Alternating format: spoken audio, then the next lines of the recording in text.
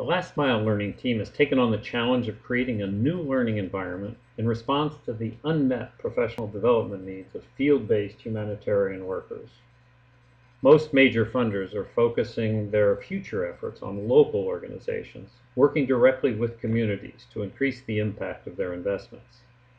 However, the workers at these local organizations often lack core skills in finance, organizational development, advocacy, and project management that are necessary to manage this coming increase in funding. There are many reasons that the traditional professional development has not found its way to last mile workers.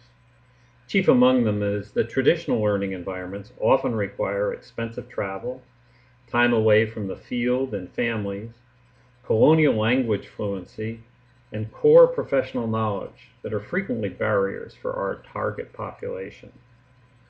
The obstacles our last mile learning team focused on can best be summarized as appropriateness, accessibility, and affordability. While professional development opportunities abound, they are often concentrated in population centers and are frequently offered by commercial vendors and universities that charge rates out of reach for local organizations. Administrative expenses for development projects are also meant to be kept very low to satisfy donor requirements and to make the maximum amount of money available to serve the needs of the beneficiary communities. In addition to those base costs involved, there's also a need to travel from the field, which entails further expense. Advances in technology now enable learning to be done over the internet. However, many of our target population work in areas where access to the internet is problematic. They may be able to get online in the office, but rarely do they have home connections, and in many cases, even limited reliability in their offices. So while the internet is a key element in our new learning environment design, it is insufficient to meet the needs of our target population. In addition to that, much of the content that's been developed comes from commercial audiences or has been sourced outside the country or the region.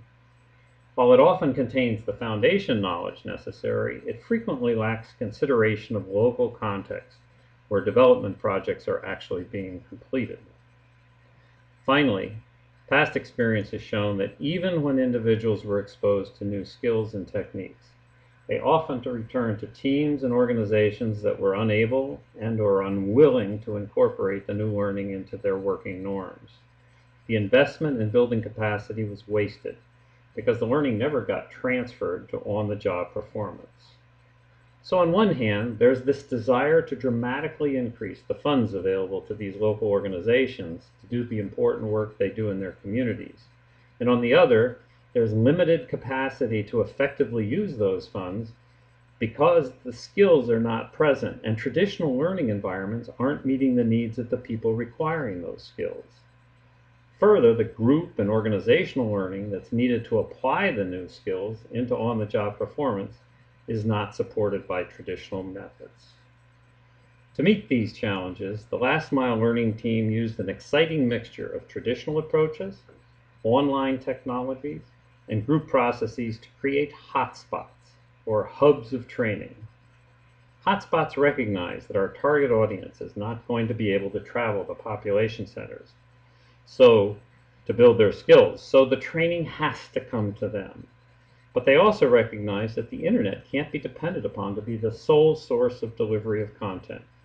In short, hotspots must make learning accessible to all, irrespective of connectivity.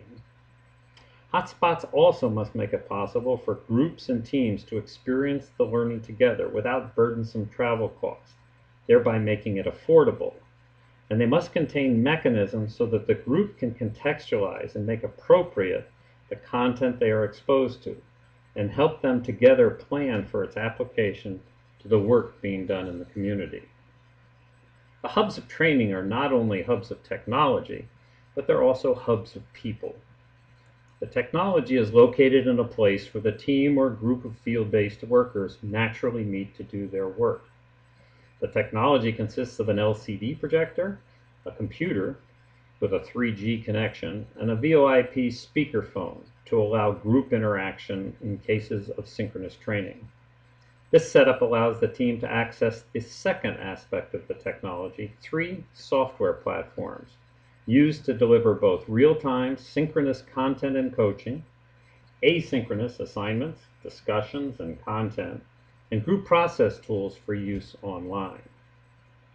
In addition to providing the online component, all hotspots must enable individuals to download copies of content such as e-learning modules, recordings of synchronous sessions, and group process surveys, so they can be loaded onto local servers, workstations, or even burned to CDs for offline use by those with intermittent or no connectivity.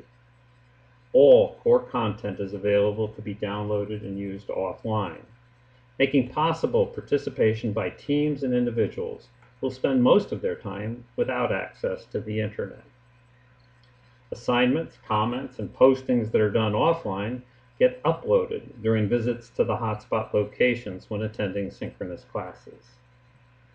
The 3 platforms used at the hotspots are a virtual classroom enabling real-time interaction, whiteboard sharing, VoIP class discussions, and questions of the instructor. That same platform is also used for the expert coaching that happens during the period immediately following the formal class instruction, where teams can share challenges and obstacles encountered in applying their new skills and get guidance from an expert coach within the organization. The second platform is a class or community site where assignments, team profiles, recording, self-led content, discussions, and announcements are all posted. This class community site transitions into a community of practice location at the end of the formal class instruction. The third and final platform is a group process system where teams are asked to monitor the group process throughout the formal instruction period, and individually and collectively do planning for how the new skills will be applied to actual projects the teams are working on. It's anticipated that the hotspots will be used by NGOs seeking to provide professional development opportunities at a much reduced cost to their national staff, and they will attract donor interest in funding local capacity building efforts. They'll also be used by small training companies and entrepreneurs that will seize on the opportunity to build a business providing virtual courses to the thousands of field workers that have been priced out of the market. Virtual courses can be provided for as little as $25 per participant, far below the going rate for formal learning experiences, and at the same time deliver high-quality professional development content.